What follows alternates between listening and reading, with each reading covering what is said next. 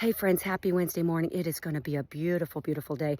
I'm out here earlier than normal because I have an early morning meeting, but I'm so glad that I've been out here for about an hour and a half, and it was super, super dark when I got out here, and I love it being able to see the moon and the stars. They're so beautiful, and about 30 minutes ago is when the sun started to come up, right? And I love it. It's like the moon and the stars, they fade into the background, and the sunrise replaces it. It's just a beautiful thing. It's such an orderly part of creation. You know, I've witnessed it thousands of times because I love coming out here in the morning, and it just works in perfect order. All seasons work in perfect order because we have an orderly creator. There's no denying the existence of an orderly creator, regardless of what some people say, because for thousands of years creation has worked in perfect synchronicity.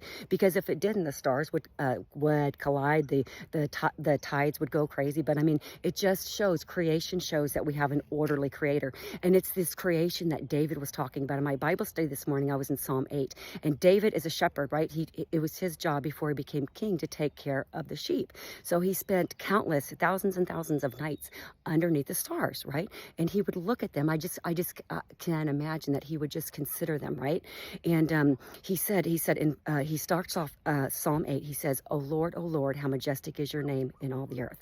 And I love that because he chose majestic, because this side of heaven, we will not have ample words to describe our creator. I'm telling you, I've been out in creation, and my jaw drops, and I've tried to describe God. It's just, he's so big and he's so vast and he's all powerful, and his creation is just beautiful, and there aren't ample words, but we'll settle with majestic, right? But in verse 3, David said, when I consider the heavens, the work of your fingers, the moon, the stars that you have set in place. And he asked the question, what is man that you are mindful of him, the son of man that you would care for him? I mean, David knew about this caring, right? Because it was his job to care for sheep, and he knew how dumb sheep were. They're always straying off. They're prone to predators. You know, sheep are just not very bright. And I tell you what, that describes us. But we have a shepherd. We have a creator in heaven who cares for us. And not only does he care for us, he cares for us so much that he's numbered the hairs on our head. Do you just love that or what? This creator of the universe. Now think about this.